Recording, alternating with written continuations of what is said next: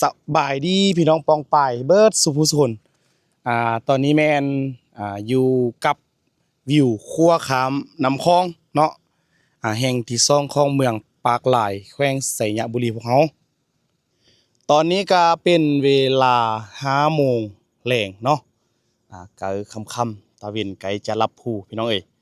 ตะเวนแดงๆวิวกำลังงามอ่ารีวิวให้เบิ่งเกี่ยวกับโครงการก่อสร้างเนาะครัวขามน้ำคลองครัวตัวนี้แม่นถือว่าดำเนินการก่อสร้างสำเร็จแล้วพี่น้องเอ้ยนำไซเปิดนำไซละปัจจุบันนี้ก็ตามที่ว่าเที่ยวไปเที่ยวมาก็เห็นพ่อแม่ประชาชนเขาเจ้าเนาะได้นำไซบางเทื่อก็อาจจะเป็นรถพ่อแม่ประชาชนที่ว่าอยู่ฝากบางนั้นอยู่พู้นนะพี่น้องเนาะอยู่ฝากบางนั้นพุ่นเขาเจ้าไปให้ไปส่วนแรงมาเขาเจ้าก็ผ่านครัวตัวนี้แล้วก็มีทั้งพนักงานของโครงการกับผ่านครัวตัวนี้ที่ว่าเปิดนำไซปกติแล้วพี่น้องเอ้ยบางกลุ่มบางก้อนของพ่อแม่ประชาชนเฮาก็นำไซรถซิงหรือว่ารถ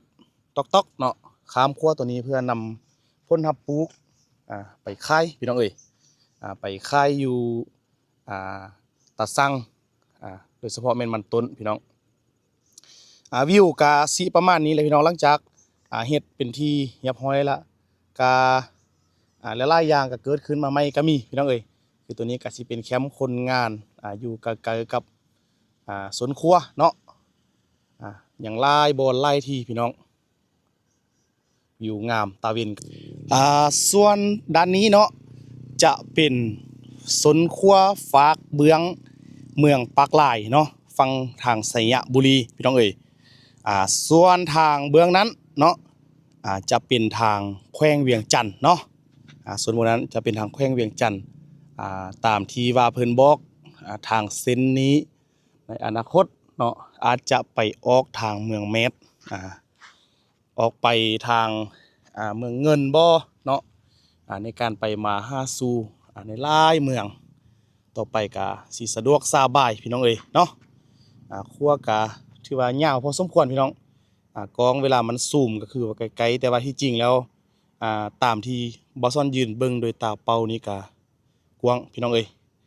คืออย่างปัจจุบันที่ว่าเฮาแนมไปจะเห็นรถคันขาวๆไต่อยู่เส้นทางถือว่าไกลพอสมควรพี่น้องแม้แต่รถเฮาเห็นอย่างน้อยเดียวหนึงพี่น้องเอ้ย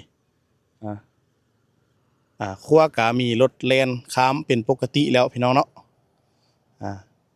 การที่ว่าฝากพี่ฝากน้องเนาะเอาวิวงามๆบรรยากาศตอนแลงให้พี่ให้น้องได้เบิ่งได้ชมนำกันพี่น้องเอ้ยบ่ว่าจะเป็นวิวครัวแล้วก็สภาพแวดล้อมอ้อมค้างในการก่อสร้างเขื่อนในการก่อสร้างห้องลาห้องการเพื่อรองรับพนักงานและก็บ่อนพักบ่อนเสาเขาเจ้าเนาะพี่น้องเนาะส่วนในด้านนั้นที่เป็นสีแดงๆอยู่ในกลางคลองแม่นเส้นทางที่เขาเจ้าถมแล้วพี่น้องถมลงไปฮอดครึ่งกลางน้ำคลองเลยพี่น้องคันเป็นน้องเลยเนี่ยพี่น้องเอ้ยบอสซอนกาบ่เคยเห็นจักเทื่อเนาะหาก็เห็นเพิ่นเฮ็ดนี่แหละก็ถือว่าเก่งพอสมควรพี่น้องสามารถถมน้ำคลองได้ถือว่าบ่ธรรมดาพี่น้องเอ้ยเดี๋ยวสิพาพี่น้องไปเบิ่งจุดที่เขาจะถมน้ำคลองพี่น้องเอ้ย